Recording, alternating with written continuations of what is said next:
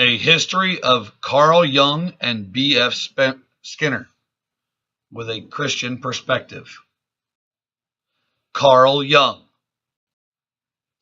Carl Jung was an early 20th century psychotherapist and psychiatrist who created the field of analytical psychology. He is widely considered one of the most important figures in the history of psychology. He traveled throughout the world to teach and influence others with his psychoanalytical theories. His collective works embodied his belief that each person has a life purpose that is based in a spiritual self. He argued that empirical evidence was not the only way to arrive at psychological or scientific truths, and that the soul plays a key role in the psyche. Theory of the unconscious. Jung regarded the psyche as made up of a number of separate but interacting systems. The three main ones were the ego, the personal unconscious, and the collective unconscious. The ego represents the conscious mind as it comprises the thoughts, memories, and emotions a person is aware of. The ego is largely responsible for feelings of identity and continuity. Jung emphasized the importance of the unconscious in relation to personality. The personal unconscious. The personal unconscious contains temporarily forgotten information as well as repressed memories. Jung outlined an important feature of the personal unconscious called complexes. A complex is a collection of thoughts, feelings, attitudes, and memories that focus on a single concept. The collective or transpersonal unconscious. This is the most original and controversial contribution to the personality theory by Carl Jung. This is a level of unconscious shared with other members of the human species, comprising latent memories from our ancestral and evolutionary past. According to Jung, the human mind has innate characteristics imprinted on it as a result of evolution. Jung called these ancestral memories and images archetypes. Archetypes are images and thoughts which have universal meanings across cultures, which may show up in dreams, literature, art, or religion. Jung claimed to identify a large number of archetypes, but paid special attention to these four: the persona, or the mask, anima, animus, the shadow, and the self. The persona. The persona is the outward face that we present to the world. It conceals our real self, and as Jung describes it as the conformity archetype. This is the public face or role a person presents to others as someone different to who we really are. Anima, animus. The anima or animus is the mirror image of our biological sex. This is the unconscious feminine side in males, or the masculine tendencies in women. Each sex manifests attitudes and behaviors of the other by virtue of centuries of living together. The psyche of a woman contains masculine aspects, and the psyche of a man contains feminine aspects. The shadow. This is the animal side of our personality. It is the source of both our creative and destructive energies.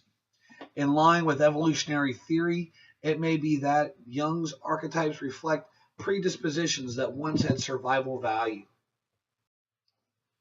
The self, which provides a sense of unity and experience.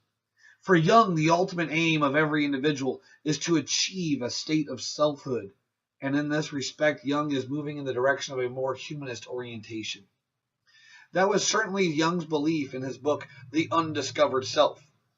He argued that many of the problems of modern life are caused by man's progressive alienation from his instinctual foundation. Jung's fascination with the spiritual and mythical keeps some of his theories from being widely accepted. Jung was raised in a religious household, and it is reflected in his works. He understood the importance of where we came from and the connectivity to our ancestors. Within his works, you can gain a better insight to why we believe in a higher power.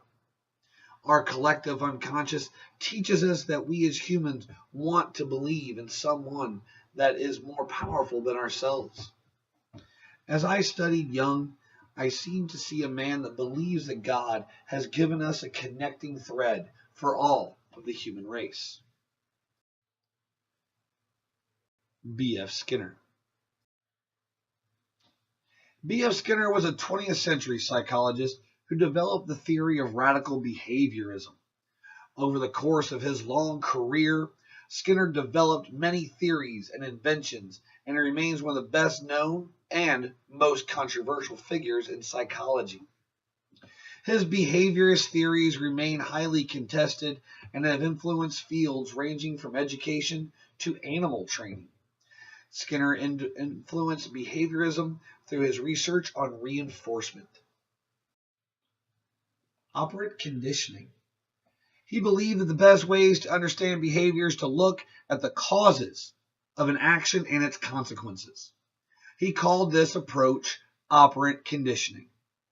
Operant conditioning deals with operants, intentional actions that have an effect on the surrounding environment. He set out to identify the process which made certain operant behaviors more or less likely to occur. Behavior which is reinforced tends to be repeated. Behavior which is not reinforced tends to die out or be extinguished. B.F. Skinner coined the term operant conditioning. It means roughly changing of a behavior by the use of reinforcement which is given after the desired response. He identified 3 different responses or operants that can follow behavior: natural operants, reinforcers, or punishers. Natural operants were the responses from the environment that neither increase nor decrease, or operants, responses to the environment that neither increase nor decrease the probability of behavior being repeated. These are things that really don't have any bearing on that action whatsoever. They're just responses from the environment one way or another. Reinforcers, responses from the environment that increase the probability of a behavior being repeated. Reinforcers can be either positive or negative, such as having food coming at a certain time of the day. You know that it's coming, so that's the reinforcement of getting the food. Punishers, responses from the environment that decrease the likelihood of a behavior being repeated. Punishment weakens the behavior, such as we do with our children when they misbehave. We show them punishment. Skinner showed his positive reinforcement worked by placing a hungry rat in his Skinner box. A rat would knock a lever, a food pellet would drop. The rat repeated this process over and over in order to get food. Positive reinforcement strengthens a behavior by providing a consequence that an individual finds rewarding. The removal of an unpleasant reinforcer can also strengthen behavior. This is known as negative reinforcement, because it is the removal of an adverse stimulus which is rewarding to the animal or person. Negative reinforcement strengthens behavior because it stops or removes an unpleasant experience. Punishment is defined as the opposite of reinforcement, since it is designed to weaken or eliminate a response rather than increase it. There are many problems with using punishment, such as punished behavior is not forgotten, is just suppressed, causes increased aggression, creates fear that can generalize to undesirable behaviors, such as a fear of school, does not necessarily guide toward desired behavior. Reinforcement tells you what to do. Punishment only tells you what not to do. Behavior modification is a set of therapies or techniques based on operant conditioning. The main principle comprises changing environmental events that are related to a person's behavior. There are different types of positive reinforcements. Primary reinforcement, which is when a rewarded strength on behalf by itself, or a secondary reinforcement is when something strengthens a behavior because it leads to a primary reinforcer. He also started an idea, B.F. Skinner did, with the idea of a token economy.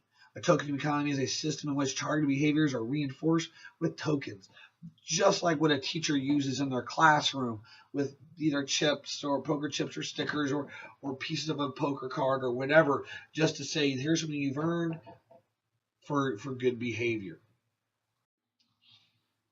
Operant conditioning can be used to explain a wide variety of behaviors, from the process of learning to addiction to language acquisitions. It also has practical applications, which can be applied to classrooms, prisons, and psychiatric hospitals.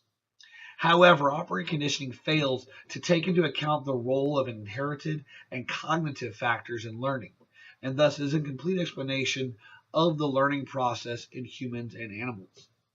In contrast to Jung, Skinner believes everything has a logical reason to exist. Anything spiritual did not fit into Skinner's worldview, and Jung's view would have been disregarded by Skinner because of the spiritual and the mystical aspects, especially of the unconscious or of the unconscious mind that we carry with us from our ancestors. Skinner did not believe that any behavior could go unexplained. Therefore, he would not understand the value of the belief of a higher power, such as God.